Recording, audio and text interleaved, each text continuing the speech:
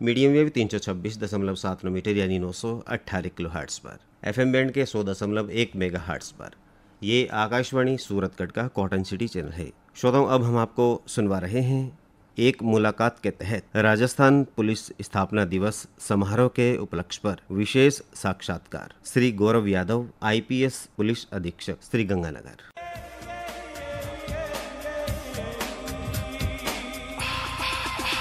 ये शहर है अमन का, यहाँ की फिजा है निराली।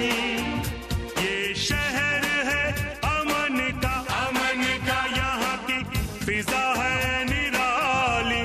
यहाँ पे सब शांति शांति है, यहाँ पे सब शांति शांति है, यहाँ पे सब शांति शांति है, यहाँ पे शांति शांति है, यहाँ पे सब शांति शांति है, यहाँ पे सब शांति शांति है।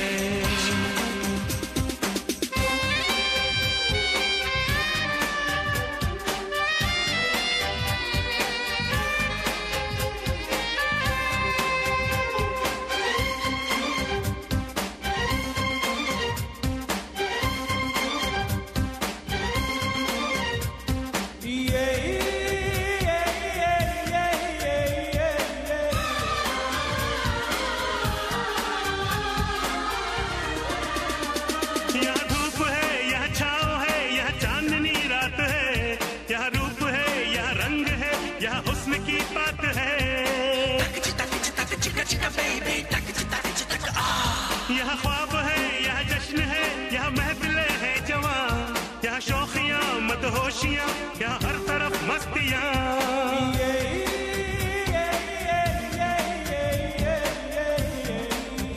ये शहर है अमन का, यहाँ की फिजा है निराली।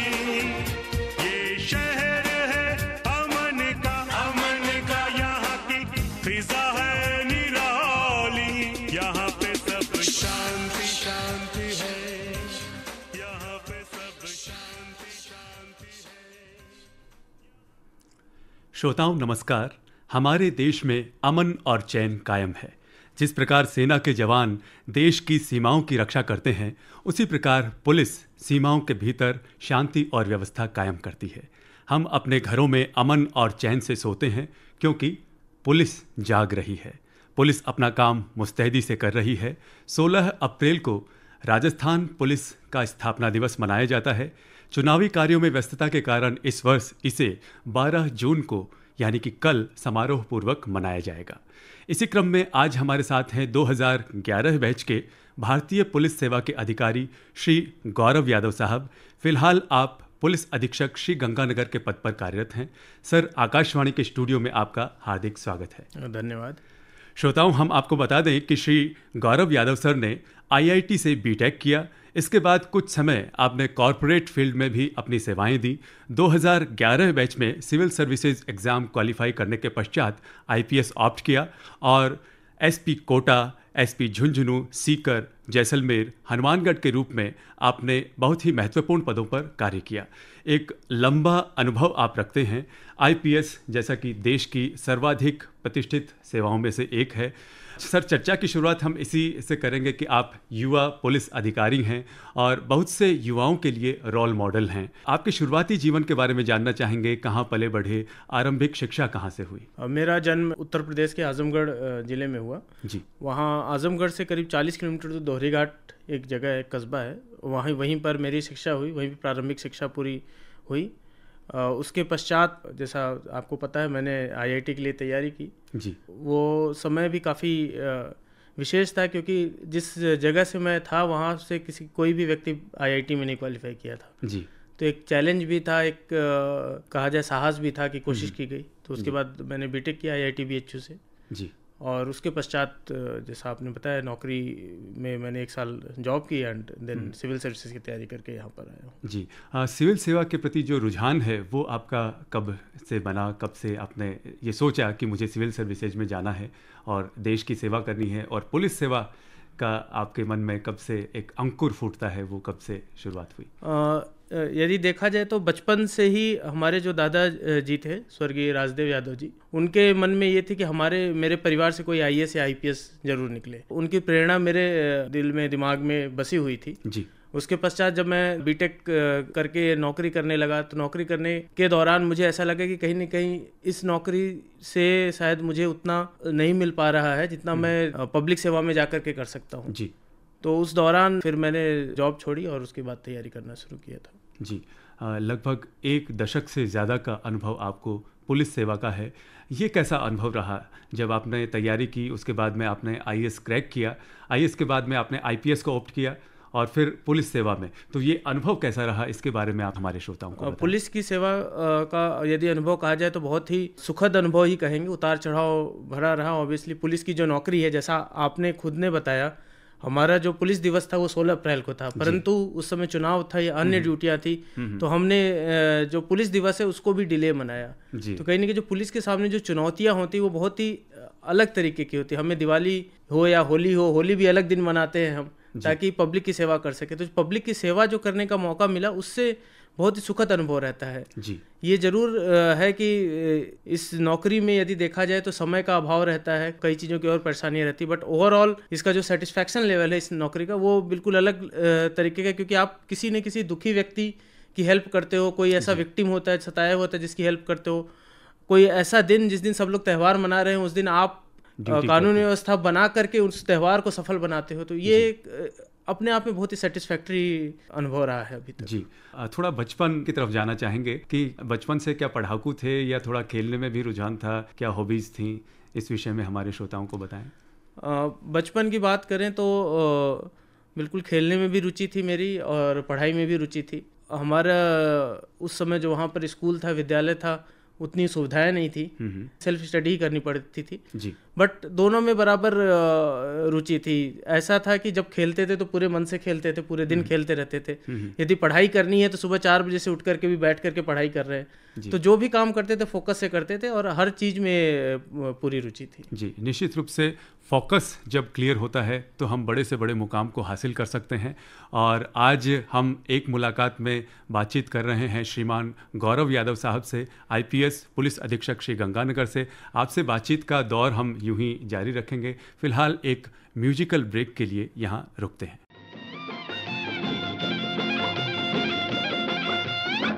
बस यही अपराध मैं हर बार करता हूँ, बस यही अपराध मैं हर बार करता हूँ। आदमी हूँ, आदमी से प्यार करता हूँ, आदमी हूँ, आदमी से प्यार करता हूँ। बस यही अपराध मैं हर बार करता हूँ, बस यही अपराध मैं हर बार करता हूँ। आदमी हूँ, आदमी से प्यार करता हूँ, आदमी हूँ, आदमी से प्यार करता हूँ। लुरलू लुरु लुरलू लुरु लुरलू लुरु लुरु लुरलू लुरु लुरलू लुरु लुरलू लुरु लुरु।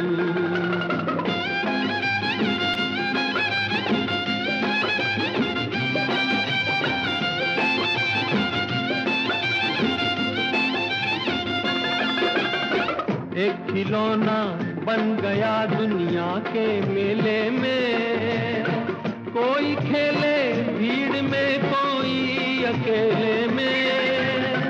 एक खिलौना बन गया दुनिया के मेले में, कोई खेले भीड़ में, कोई अकेले में। मुस्कुरा कर भेंट हर स्वीकार करता हूँ, मुस्कुरा कर भेंट हर स्वीकार करता हूँ। आदमी हूँ, आदमी से प्यार करता हूँ, आदमी हूँ, आदमी से प्यार करता हूँ। श्रोताओं, एक बार फिर से आपका स्वागत है एक मुलाकात में। आज हमारे साथ हैं श्रीमान गौरव यादव साहब, IPS पुलिस अधीक्षक श्री गंगानगर। हम उनसे उनकी जर्नी के बारे में बातचीत कर रहे हैं। सर, बचपन में जैसा आपने बताया कि छोटे से गांव से आप आते हैं, किसका सपोर्ट आपको सबसे ज़्यादा रहा? लगातार एक मेहनत की ज़रूरत होती है, वो ऊर्जा आपको कहाँ से मिली? इसमें मेरे माता पिता दोनों का काफ़ी सहयोग रहा, काफ़ी अच्छा जो डायरेक्शन मिलता है वो मिला। जहाँ तक पिताजी की बात करें, मेरे पिताजी डॉक्टर दिनेश कुमार यादव, उन्होंने हर मोड़ पे मेरा बिल्कुल, यदि कहा जाए कि बगैर शर्त जो समर्थन वाली चीज़ होती है, बगैर किसी चीज़ के, किसी लाग लपेट के, यदि मैंने कहा कि मुझे IIT की तैयारी करनी है तो उन्होंने कहा कि ठीक है बेटा, तैयारी करनी तो चलो तैयारी करो जी। उसके बाद जॉब में गए। जॉब में जाने के बाद जस्ट एक फ़ोन कॉल पे ही, मतलब ये आप बिलीव नहीं करेंगे, बट एक इवनिंग को मैंने शाम को फ़ोन किया उनको कि पापा मेरा जो है कि सिविल सर्विसेज में जाने का मन हो रहा है, तो मैं सोच रहा हूँ जॉब से रिज़ाइन कर दूँ। तो उन्होंने कहा ठीक है बेटा जी। कोई सवाल जवाब नहीं, कुछ नहीं। तो उनका जो सपोर्ट रहा, जो लगातार मोटिवेशन रहा, वो अलग ही लेवल का था, जिसका मुझे बहुत फ़ायदा मिला। किसी भी तरह की कभी कोई प्रेशर नहीं रहा किसी भी कि भाई मैं आ गया हूँ छोड़ करके तैयारी, तो अब किसी भी तरीके से सिलेक्शन होकर के ही जाना है। पूरी तरीके से उनका हर समय ये रहा कि ठीक है तुम तैयारी करो, सिलेक्शन होगा नहीं होगा वो अलग चीज़ है, बट तुम पूरी तरीके से तैयार करो। इसी तरीके से माता जी का हमेशा अलग अलग समय पे अलग अलग डिफरेंट तरीके से मोटिवेशन करती थी। जैसे मैं एक छोटा सा इंसिडेंट बताऊँ, जब मैंने एक बार इंटरव्यू दिया था, तो उसमें इंटरव्यू में कुछ नंबर मेरे कम रह गए थे, तो उस बार सिलेक्शन नहीं हुआ जी। तो मेरी माता जी ने कहा कि बेटा इस बार रिटर्न में इतने नंबर लाना है कि इंटरव्यू की जरूरत नहीं पड़े। तो वो वर्ड्स मैंने A4 साइज के पेपर पे, ब्लैंक पेपर पे लिख करके चिपका दिया था कि इस बार इतने नंबर लाने हैं कि इंटरव्यू की जरूरत ना पड़े। बिल्कुल। तो ये छोटी छोटी बातें होती हैं, और ख़ासकर जब माता पिता के मुखारविंद से जब हम इस तरह की बातें सुनते हैं तो हमें इतनी ऊर्जा मिलती है कि हम बड़े से बड़े मंजिल, बड़े से बड़े मुकाम को हासिल कर सकते हैं। सर, पुलिस सेवा के दौरान अभी फ़िलहाल जब आपने गंगानगर ज़िले का कार्यभार संभाला, तो ये सीमांत ज़िला है, यहाँ का मिला जुला कल्चर है। राजस्थान, पंजाब, हरियाणा, ये इनकी सीमाएं आपस में जुड़ती हैं, तो तीनों राज्यों का प्रभाव यहाँ पे देखने को मिलता है। शांति और व्यवस्था के नज़रिए से देखें तो क्या क्या चुनौतियाँ इस क्षेत्र में आपने महसूस की, और किस प्रकार के अपराध इस तरफ आप ज़्यादा देखते हैं? क्या चैलेंजेज हैं? गंगानगर में जो वर्तमान में देखा जाए तो जैसा आपने खुद भी बताया और सबको पता है कि बॉर्डर डिस्ट्रिक्ट है, तो एक तरीके से जो क्रॉस बॉर्डर मूवमेंट्स होता है, क्रॉस बॉर्डर यहाँ पर नार्को टेररिज्म का जो चलन है, जो ड्रोन ड्रॉपिंग्स होती है, एक ये बहुत बड़ा चैलेंज है। इसी से रिलेटेड जो यहाँ पर ड्रग एडिक्शन है, ड्रग एडिक्शन गंगानगर का एक तरीके से देखा जाए तो आज की डेट में सबसे बड़ी प्रॉब्लम है जी। कुछ गैंग्स का पिछले कुछ समय में यहाँ पर प्रकोप रहा है, लोगों ने कोशिश की है, बट उसको लगातार न्यूट्रलाइज करके अभी इस समय वर्तमान में देखा जाए तो बिल्कुल ऐसे लोगों पे कार्रवाई करके, लगातार कार्रवाई करके ये इंश्योर कर रहे हैं कि इस तरीके की एक्टिविटी नहीं हो जी। साथ साथ इंटर स्टेट बॉर्डर भी है, तो बॉर्डर से क्रिमिनल का मूवमेंट जो होता है वो भी कभी कभी समस्या क्रिएट करता है। यहाँ पर आम जन की समस्या के बारे में बात की जाए तो जो पानी, नहरी पानी की बात है, उसको लेकर के कभी कभी किसी तरीके का विरोध प्रदर्शन या कोई इशू क्रिएट होता है जी। इसके अलावा सामान्य रूप से देखा जाए तो गंगानगर एक बहुत ही पीसफुल ज़िला है, यहाँ के लोग काफ़ी अच्छे हैं जी जी। हमारा जो राज्य है राजस्थान, इसकी गिनती भी शांति प्रिय, शांतिपूर्ण राज्यों में होती है, क्योंकि यहाँ की जो पुलिस व्यवस्था है वो निश्चित रूप से बहुत ही अच्छी है। नशावृत्ति का अगर हम कारण खोजें तो एक तो कारण ये नज़र आता है कि पंजाब से ये जो इन्फिल्ट्रेट होके इस तरफ लोग आ रहे हैं। इसके अलावा यहाँ पे तेज़ी से जो प्रसार देखने को मिल रहा है, क्या क्या कारण इसके आप महसूस करते हैं? कि नशा वृद्धि का जो आपने कहा कि एक तो क्रॉस बॉर्डर जो आता है, कुछ तो पंजाब से आता है, पंजाब का यहाँ पर इफ़ेक्ट रहा है जी। कुछ इफ़ेक्ट यूथ में इस तरीके से रहा है कि कई बार नशा ऐसी चीज़ है जो लोगों को वैसे तो दोस्ती यारी में शुरू करते हैं और उसको फिर किसी और रूप में कन्वर्ट हो जाता है। तो इतनी ज़्यादा सप्लाई है और जो इस तरीके के तस्कर हैं वो लगातार नए लोगों को नशा ये सोचते हैं कि नया कोई कैंडिडेट मिले। ये जो समस्या है इसका बहुत ही वृहद रूप है, इसको बहुत डिटेल में एनालिसिस करके गंगानगर जिले में पुलिस और प्रशासन ने मिल करके एक ऑपरेशन सीमा संकल्प चलाया है जी। जिसके बारे में मैं आपको बताऊं, हमारे जो नशा से लड़ने की बात है, लड़ाई की बात है, वो 3 पहलू को ध्यान में रखते हुए लड़ाई करनी है जी।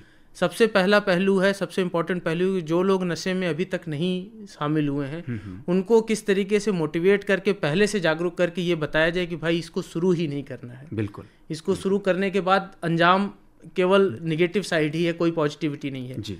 सेकंड स्टेज आता है, जो लोग इसके एडिक्ट हो गए हैं उनको किस तरीके से ड्रग डी एडिक्शन सेंटर में भेज करके उनकी काउंसलिंग करके उनको उस चंगुल से बाहर निकाला जाए। और थर्ड चीज़ है, ऐसे तस्कर, ऐसे मादक पदार्थ तस्कर, ऐसे क्रिमिनल्स जो लगातार इस चीज़ों में पड़े हुए हैं, जो पाकिस्तान से ड्रोन ड्रॉपिंग करवा रहे हैं या किसी अन्य जगह से ले आ रहे हैं और लोगों को ड्रग एडिक्शन करवा रहे हैं, उनको चिन्हित करके उनके खिलाफ कार्रवाई करके उनकी प्रॉपर्टी चिन्हित करके ये इंश्योर करना है कि उनके खिलाफ एनडीपीएस एक्ट में जितनी सख्त से सख्त कार्रवाई हो सकती है। जैसा आपको पता होगा जी, करीब 8 से 10 ऐसे क्रिमिनल्स का हमने अतिक्रमण तोड़ा है, घर तोड़ा है, जो इस चीज़ में शामिल हैं।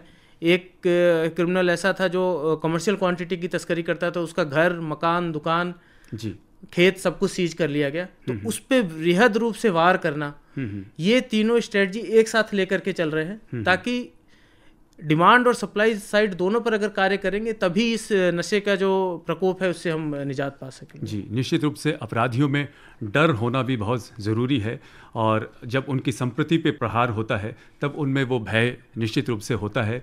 हम आज एक मुलाकात में चर्चा कर रहे हैं श्रीमान गौरव यादव साहब से, आईपीएस पुलिस अधीक्षक श्री गंगानगर से। श्रोताओं, हम आपको बता दें, अगर आप भी हमारे इस कार्यक्रम में हिस्सा बनना चाहते हैं और अपना कोई सुझाव देना चाहते हैं, अपना कोई संदेश देना चाहते हैं राजस्थान पुलिस दिवस स्थापना दिवस के समारोह के उपलक्ष्य में, तो आप हमें कॉल कर सकते हैं 220 992 220 993। ये दोनों फ़ोन लाइन्स हमारी खुली हैं। नफरत की लाठी तोड़ो, लालच का खंजर फेंको, जिद के पीछे मत दौड़ो,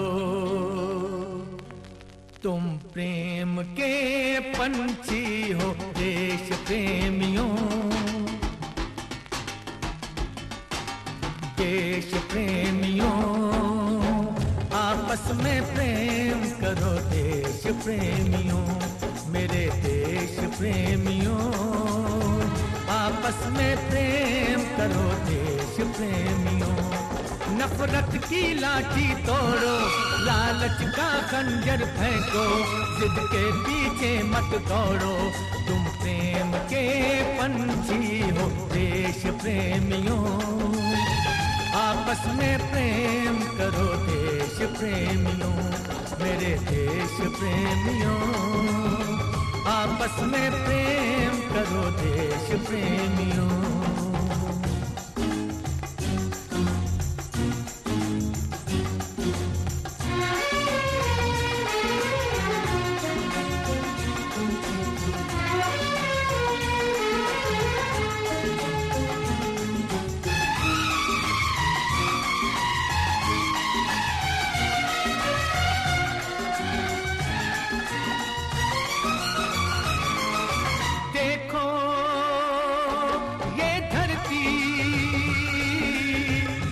सबकी माता है,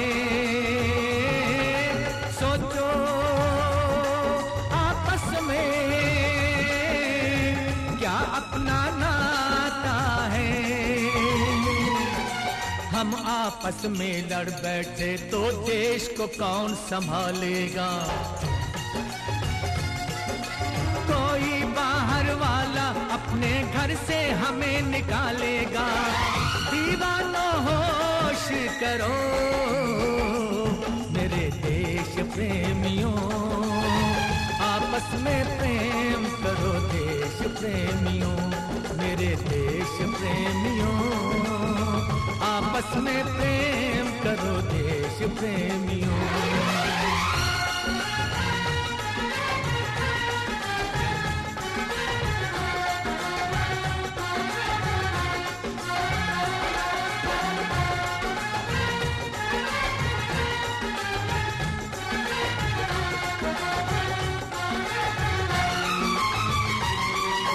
मीठे पानी में ये जहर ना तुम घोलो,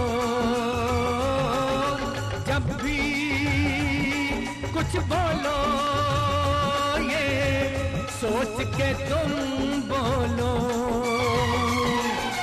भर जाता है गहरा गाँव जो बनता है गोली से, पर वो गाँव नहीं भरता जो बना हो कड़वी गोली से। तो मीठे बोल कहो मिले देश प्रेमियों, आपस में प्रेम करो देश प्रेमियों। मिले देश प्रेमियों, आपस में प्रेम करो देश प्रेमियों। एक मुलाकात कार्यक्रम में एक बार फिर से सभी श्रोताओं का स्वागत है। आज हम बातचीत कर रहे हैं श्री गौरव यादव साहब से, आईपीएस पुलिस अधीक्षक श्री गंगानगर से। सर ने अपनी जर्नी के बारे में बहुत सी बातें हमसे शेयर की। सर, अभी अगर हम देश की समाज की स्थिति देखें तो महिला सुरक्षा एक महत्वपूर्ण मुद्दा है, और महिलाओं के प्रति जो अपराध हैं उनकी संख्या किस प्रकार घट रही है, बढ़ रही है, इसकी क्या स्थिति है अगर हम गंगानगर ज़िले की बात करें, और इसके लिए क्या नए प्रयास किए गए हैं? हाँ, बिल्कुल। महिला सुरक्षा यदि देखा जाए तो राज्य सरकार की भी प्राथमिकता में से एक प्रमुख प्राथमिकता है। इसके लिए विभिन्न जो हमारे थाने क्षेत्र हैं उसमें ऐसी जगह चिन्हित की गई है जहाँ पर ऐसे लोगों की आमद रफत रही है या ऐसे तत्व रहे हैं जो कि कहीं न कहीं किसी तरीके से छेड़खानी करने की घटनाएं करने की कोशिश करते रहे हैं। जैसे गंगानगर शहर में देखा जाए, सूरतगढ़ में देखा जाए, उन जगहों पर लगातार सघन गश्त कराई जा रही है। इसके अलावा जो महिलाएं हैं उनसे लगातार संवाद रख करके, सुरक्षा सखी के थ्रू संवाद रख करके फ्री रजिस्ट्रेशन वाली जो बात है वो पूरी तरीके से यहाँ पर लागू की गई, ताकि कोई भी महिला निसंकोच यदि कोई घटना उसके साथ होती है, कोई व्यक्ति इस तरीके की कोशिश करता है तो वो आकर के पुलिस को बताए और पुलिस उस पर त्वरित गति से कार्रवाई करे। एक निर्भया स्क्वाड भी राज्य सरकार के दिशा निर्देश में बना है, वो लगातार कार्य कर रहा है। उसको एक डेडिकेटेड व्हीकल भी दिया गया है, वो लगातार गश्त करके ऐसी जगहों पर लगातार वॉच रखता है और ये सुनिश्चित करते हैं कि यदि जितने ज़्यादा प्रिवेंटिव एक्शन से इन अपराधों को रोका जा सके वो रोका जाए, और यदि कोई घटना हो गई है तो उसको त्वरित रूप से FIR रजिस्टर करके जो आरोपी है उसके खिलाफ कार्रवाई की जाए। जी, सबसे जो अहम बात निकल कर सामने आती है, कई बार महिलाएं पुलिस तक पहुंच नहीं पाती हैं, या जो आपने कहा कि रजिस्ट्रेशन उनका होना बड़ा मुश्किल हो जाता है। इसमें रजिस्ट्रेशन को आसान बनाने के लिए क्या प्रयास किए गए हैं? जैसे डिजिटल क्रांति का युग है, कोई हेल्पलाइन या इस तरह का कोई प्रयास जिसमें महिलाएं इजीली अपनी जो शिकायत है, अपनी जो समस्या है उसके बारे में अवगत करा सकें? जैसा आपको सबको ज्ञात है, मैं वापस से बता दूं, 112 और 1090 ये दोनों हेल्पलाइन होती हैं, जिसको यदि कोई डायल करता है तो 112 की डेडिकेटेड व्हीकल है, वहाँ पे पहुँचती है। 1090 के लिए जैसा मैंने बताया कि एक डेडिकेटेड व्हीकल है, यदि वो उस क्षेत्र के पास होती है तो पहले 112 पहुँच जाती है या 1090 पहुँच जाता है।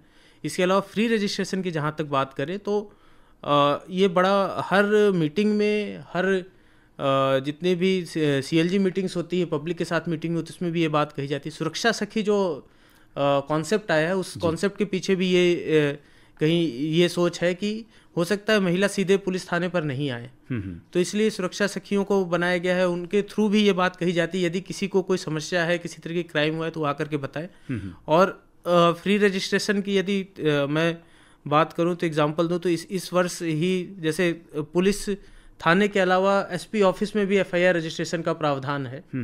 तो यदि ऐसा लगता है कि कोई बहुत हीनियस क्राइम हुआ है जो कि पुलिस थाने पर विक्टिम हो सकता है कि जाने की कंडीशन में नहीं हो या जाने से डर रही हो किसी भी वजह से, कई बार उसको ऐसा प्रतीत होता है कि अपराधी शायद बीच में मिल जाएंगे, तो उस केस में पुलिस थाने के बजाय SP ऑफिस में ही FIR रजिस्टर करके कार्रवाई शुरू की जाती है। जी, एक ज़ीरो FIR का कॉन्सेप्ट अभी काफ़ी सुनने में आया था, इसके बारे में आपसे जानना चाहेंगे कि किस तरह से इसको दूसरे थाने में या कहीं पे भी इसको रजिस्टर किया जा सकता है, क्या सुविधा पुलिस द्वारा उपलब्ध करवाई जाती है? ज़ीरो FIR का कॉन्सेप्ट ये होता है कि यदि मान लीजिए बीकानेर में कोई अपराध हुआ जी। वो परिवादी हमारे पास आ गई और उसने बताया कि साहब बीकानेर में फला जगह पर ये अपराध हुआ है, मैं आपको रिपोर्ट करती हूँ, फिलहाल मैं वहाँ पर जाने की कंडीशन में नहीं हूँ या कोई भी रीज़न से जी। तो उस केस में 0 FIR दर्ज करके हम संबंधित ज़िले में भेज देते हैं और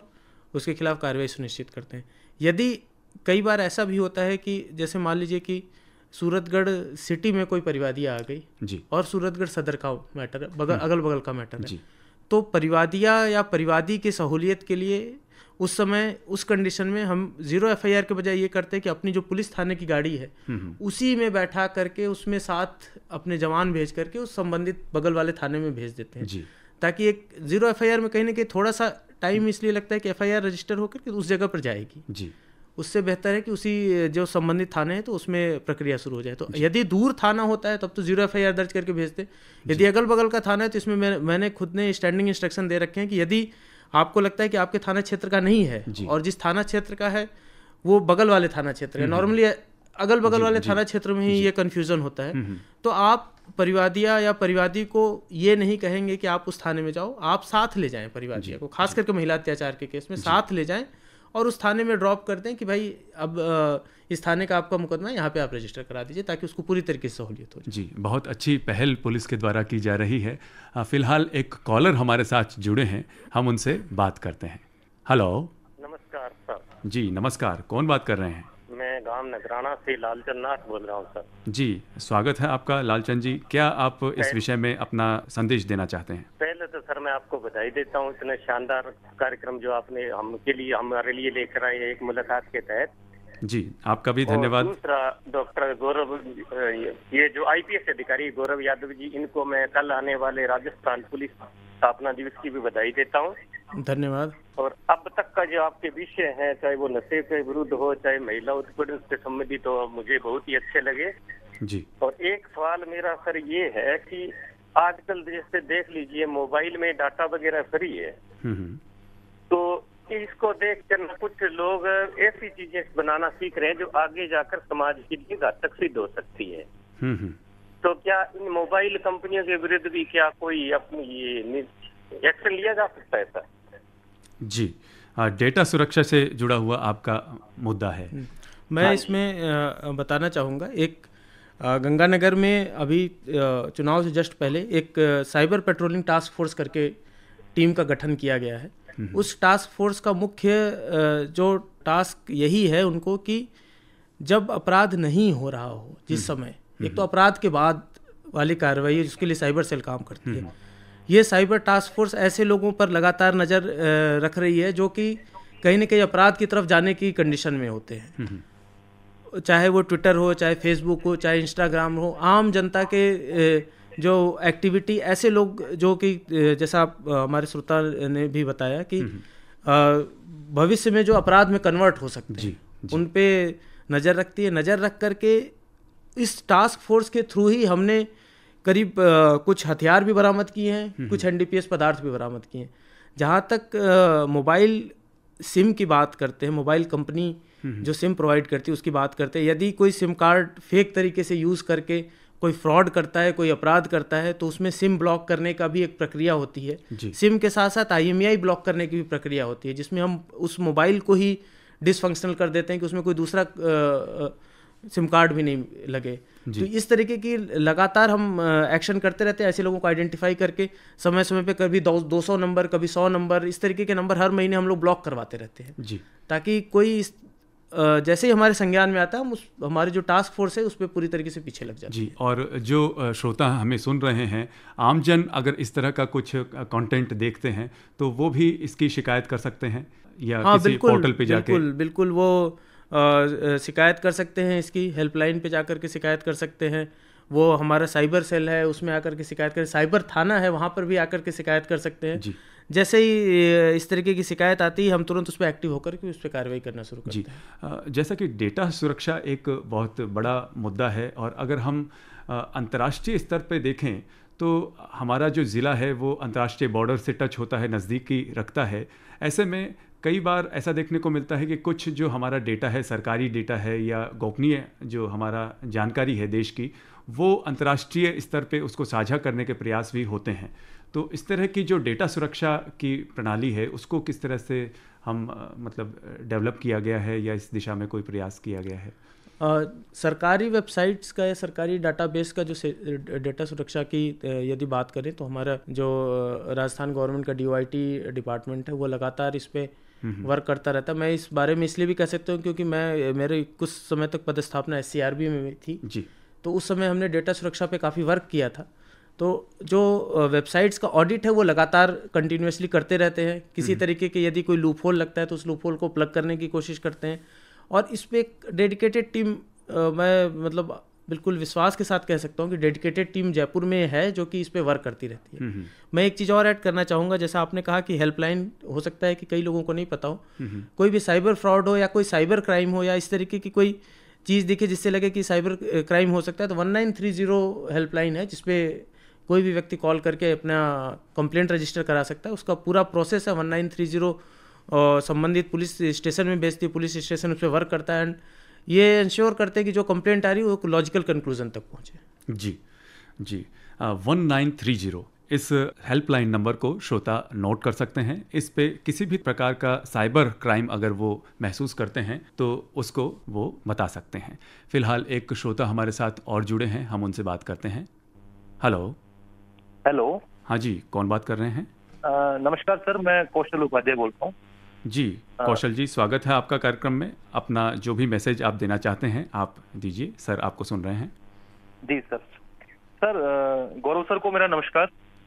नमस्कार सर, जैसे देखने में आ रहा है, हमें विदित है कि सूरतगढ़ एक शिक्षा नगरी का रूप ले रहा है और इसके साथ ही सूरतगढ़ को जो एक विकराल समस्या का सामना करना पड़ रहा है वो है नशे की प्रवृत्ति। तो सर मेरा ये प्रश्न है कि गंगानगर पुलिस द्वारा नशे की प्रवृत्ति की समस्या को रोकने के लिए किस प्रकार के प्रयास किए जा रहे हैं सर? जी कुछ बड़ी कार्रवाइयाँ भी अभी फिलहाल की गई हैं श्री गंगानगर पुलिस द्वारा, थोड़ा सा आपसे जानना चाहेंगे सर। मैं जैसा पहले भी आपको बताया था कि तीनों पहलू पर कार्य किया जा रहा है, चाहे जागरूकता हो, चाहे डी एडिक्शन हो, चाहे जो तस्कर है उनके खिलाफ कार्रवाई की बात करें। शॉर्ट में मैं, क्योंकि वापस सेम चीज़ रिपीट करने के बजाय शॉर्ट में बताऊंगा। जागरूकता में करीब 4 महीने में 20,000 बच्चों को हम इंटरेक्ट कर चुके हैं, उनको जागरूक कर चुके हैं जी। एक हमने पोस्टर प्रतियोगिता चलाई थी जिसमें समस्त स्कूल के बच्चे शामिल हुए थे और करीब 1500 पोस्टर हमें प्राप्त हुए थे। उन पोस्टर्स को भी अलग अलग जगह पर डिस्प्ले करके लोगों को जागरूक किया जा रहा है। नेक्स्ट स्टेज में स्कूलों में जाकर के हम बच्चों से बात करेंगे, एक नाटक का मंचन करते हैं जिससे बच्चे काफ़ी प्रभावित भी होते हैं और उससे इफेक्ट भी पड़ता है। वो सेम एक्टिविटी अलग अलग जगह के साथ साथ सूरतगढ़ पे भी फोकस करते हुए ये एक्टिविटी करेंगे।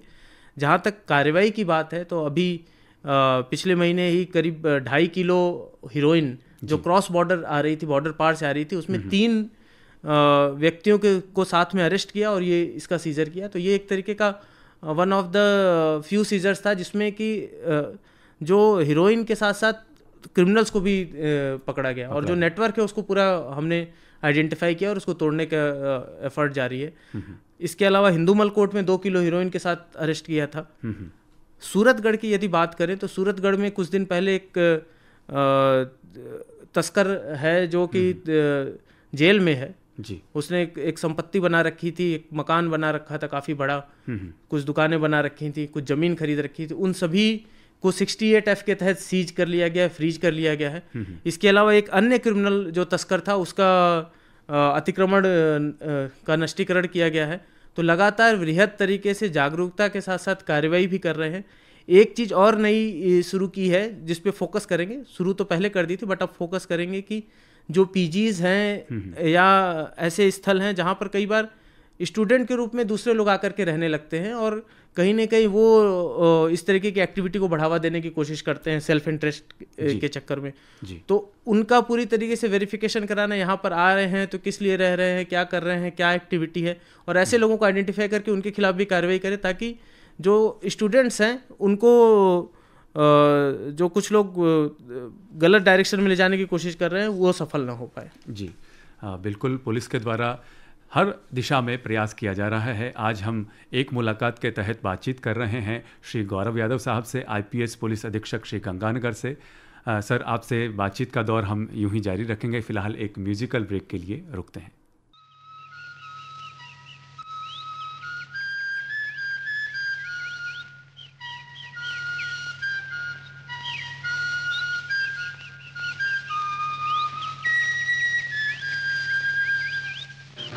चल के तुझे मैं लेके चलूं एक ऐसे गगन के तले, जहां गम भी न हो आंसू भी न हो, बस प्यार ही प्यार पले। चल के तुझे मैं लेके चलूं एक ऐसे गगन के तले, जहां गम भी न हो आंसू भी न हो, बस प्यार ही प्यार पले, एक ऐसे गगन के तले।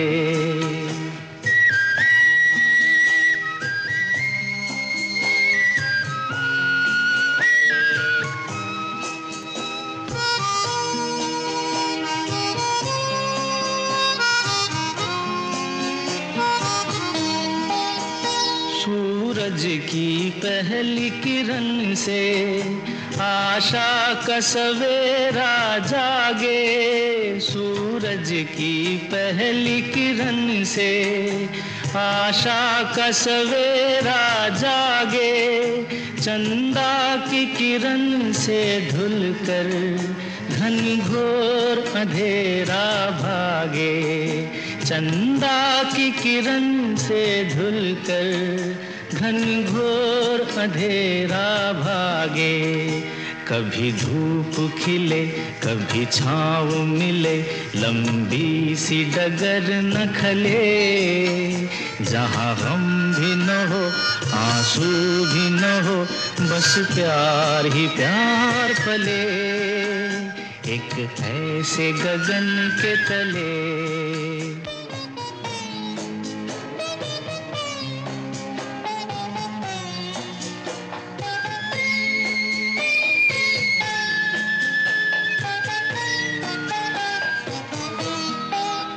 जहाँ दूर नजर दौड़ाए, आजाद गगन लहराए, जहाँ दूर नजर दौड़ाए, आजाद गगन लहराए, जहाँ रंग बिरंगे पंछी आशा का संदेशा लाए, जहाँ रंग बिरंगे पंछी आशा का संदेशा लाए, सपनों में पली हंसती हो कली, जहाँ शाम सुहानी ढले, जहाँ गम भी न हो आंसू भी न हो, बस प्यार ही प्यार पले, एक ऐसे गगन के तले।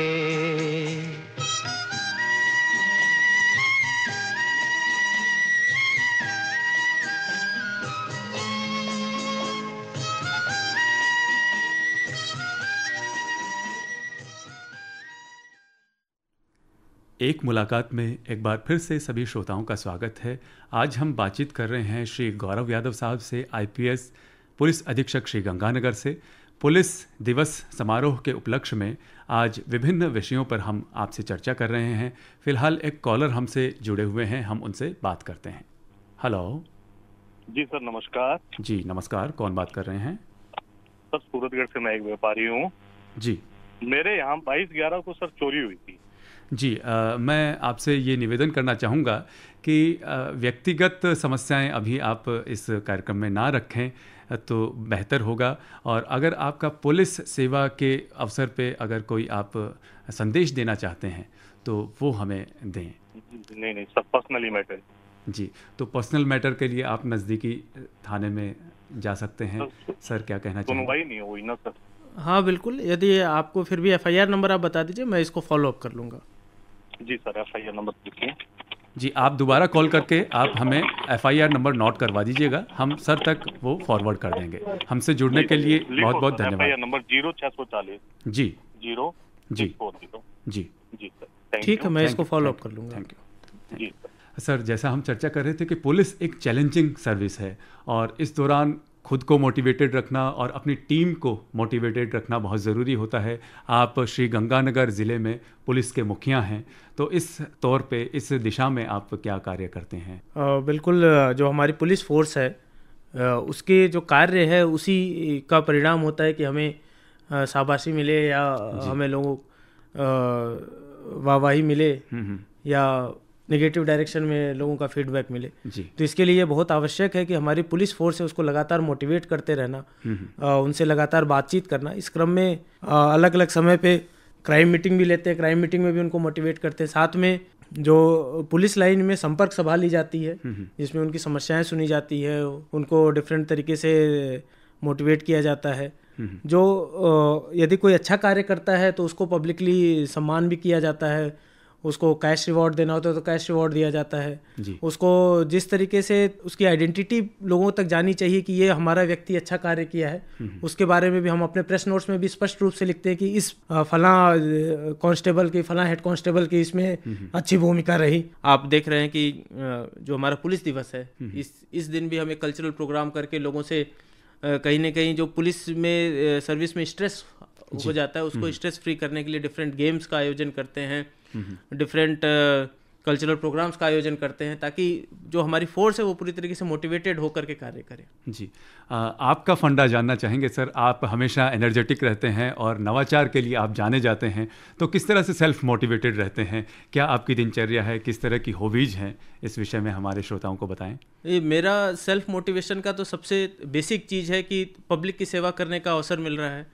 पब्लिक की सेवा करने का अवसर बहुत कम लोगों को इस तरीके से मिल पाता है, तो ये एक बहुत बड़ा मोटिवेटिंग फैक्टर है। जहाँ तक दिनचर्या की बात है तो अपने आप को स्ट्रेस फ्री रखने की बात कहें या मेंटल हेल्थ को सही रखने की बात कहें तो मैं रोज़ सुबह 2 घंटे कोई ना कोई स्पोर्ट्स खेलता हूँ। आजकल जैसे सुबह टेनिस खेलने की चीज़ है तो सुबह टेनिस खेलता हूँ।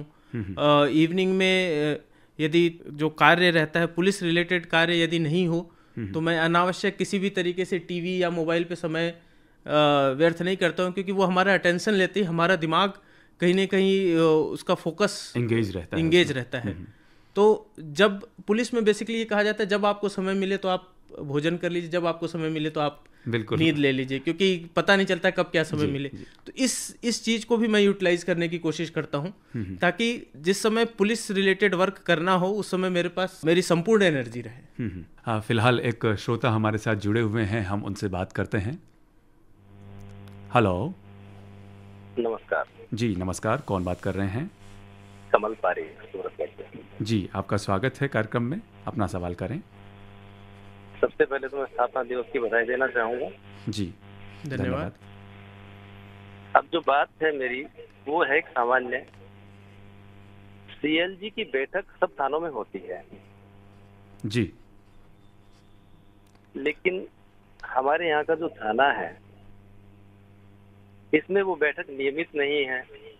जो सीएलजी के मेंबर्स बनाए जाते हैं वो भी बहुत पुराना पैनल है। इस पर थोड़ा एसपी साहब ध्यान दें। जी जी। एक बात और थी, पहले एसपी साहब चाहे तो उसका उत्तर दे दें फिर मैं अपनी बात रखूं। जी, आप अपना सवाल करें, उसके बाद में सर बात करेंगे। सवाल मेरा सुझाव। हाँ, बताएं। आजकल सोशल मीडिया का जमाना है और पुलिस ने भी बहुत से नवाचार किए हैं। अगर गंगानगर जिला पुलिस चाहे तो ट्विटर हैंडल, अपना व्हाट्सएप नंबर और एसएमएस का कोई नंबर, इस तरह के नंबर भी अगर जारी करे तो आम जन के लिए बहुत सुविधाजनक रहेगा। अपनी बात पुलिस जी। अगर आप हमारे कार्यक्रम सुन रहे हैं तो इसकी जानकारी हमने हेल्पलाइन की पहले भी दी है और इसका जवाब अब सर देंगे, तो आप रेडियो सेट पे अपनी बात सुने। जहाँ तक सीएलजी बैठक की बात है, पिछले समय में जो चुनाव चल रहे थे तो उस समय भी बैठकें की गई थी। अभी ये बैठक और भी ज़्यादा नियमित रूप से की जाएगी।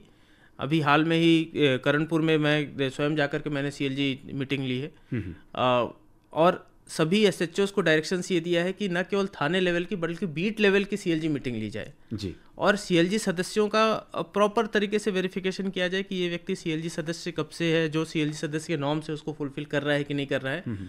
ये एक प्रक्रिया, सतत प्रक्रिया है जिसको पूरी तरीके से चुनाव से फ्री होने के बाद आगामी 1 महीने में इसको पूरी तरीके से लागू कर लिया जाएगा। और ये इंश्योर करेंगे कि CLG हो, चाहे ग्राम रक्षक हो, चाहे सुरक्षा सखी हो, चाहे पुलिस मित्र हो, इनकी लगातार बैठक हो, इनसे संवाद हो, ताकि इनसे जो इनपुट मिलना है वो मिलता रहे और इनमें वही लोग आए जिनको आना चाहिए।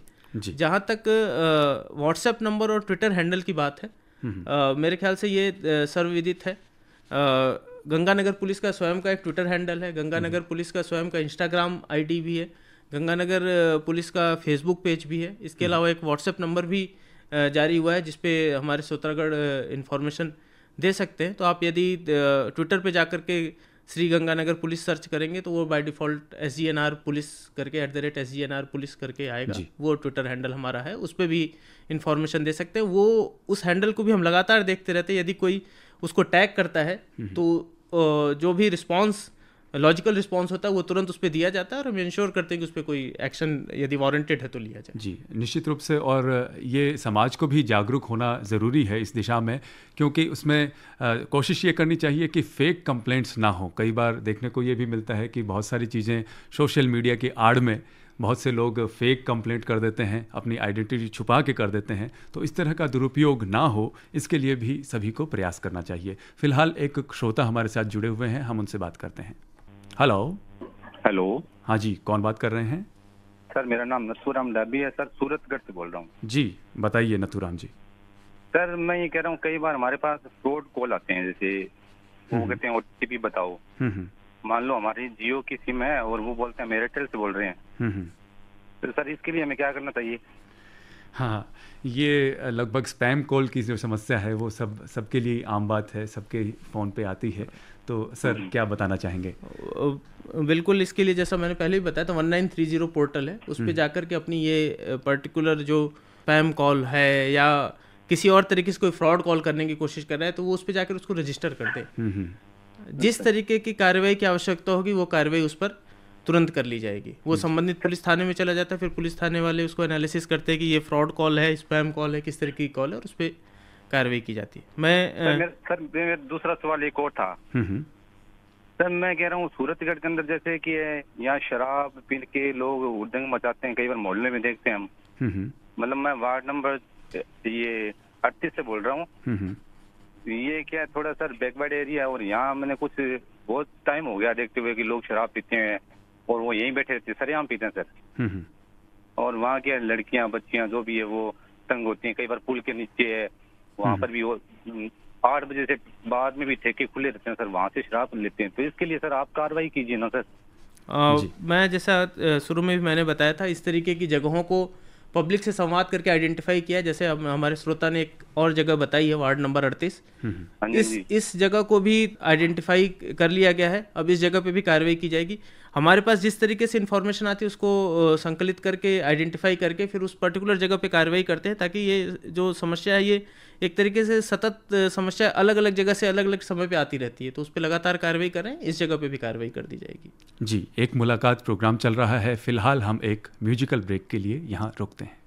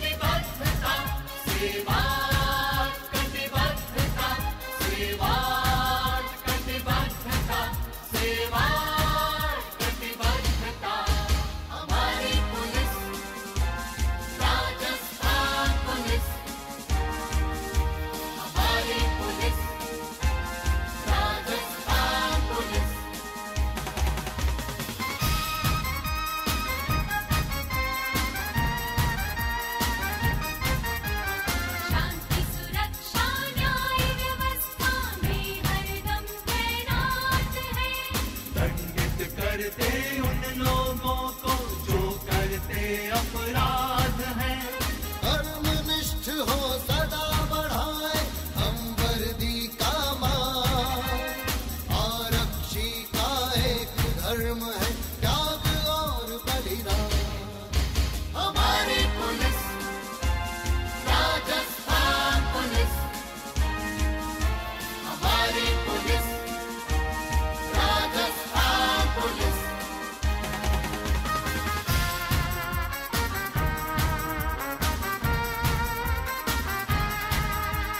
गुमराहों को राह दिखाना, निर्दोषों को न्याय दिलाना, आतंकित जनता के मन में निर्भयता विश्वास जगाना, जाति धर्म से परे फर्ज ही है अपनी पहचान, आरक्षी का एक धर्म है त्याग और बलिदान।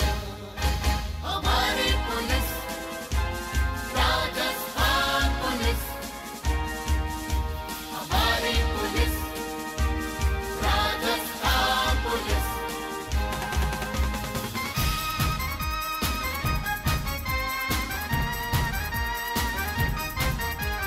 हम जागृत प्रहरी हैं, निश दिन सेवा पथ के, हम संचालक भी हैं प्रतिपल रक्षा रथ के, करे राष्ट्र के लिए समर्पित अपने तन मन प्राण, आरक्षी का एक धर्म है त्याग और बलिदान।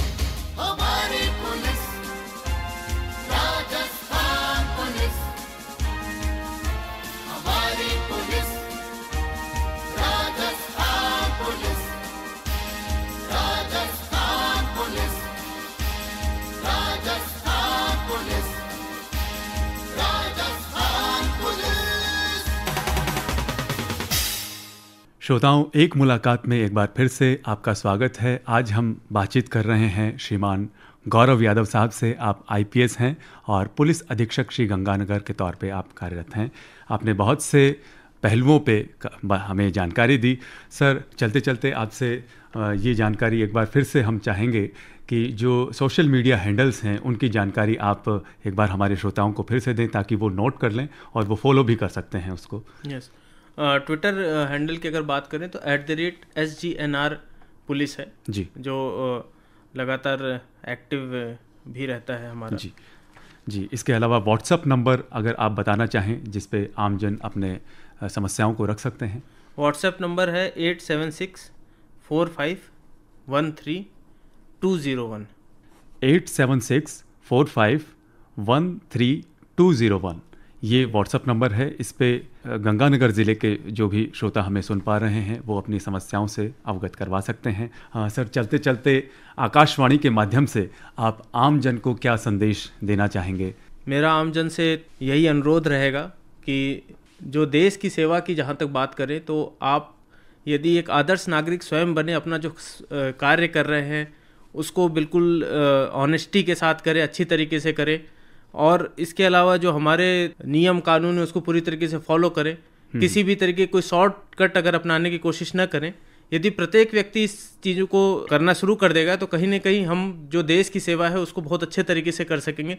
और जो एक सामान्य बात आती है कि करप्शन की बात आती है, भ्रष्टाचार की बात आती है, उस पर अपने आप ही अंकुश लग जाएगा। तो मैं सभी लोगों से ये अनुरोध करूंगा, सभी लोगों से आह्वान करूंगा कि स्वयं आदर्श व्यक्ति, आदर्श नागरिक बनने की कोशिश करें पूरी तरीके से, ताकि हम अपने देश को नई ऊंचाइयों तक ले जा सकें। जी, बहुत ही महत्वपूर्ण मैसेज है कि हम अपने अधिकारों की बात करें निश्चित रूप से, साथ ही साथ अपने कर्तव्यों का भी ध्यान रखें और देश को सुंदर और विकास की ओर ले जाने के लिए निरंतर प्रयत्न करते रहें। सर, आप आज स्टूडियो में पधारे और हमें इतना समय दिया, इसके लिए आपको बहुत बहुत हम शुक्रिया अदा करते हैं।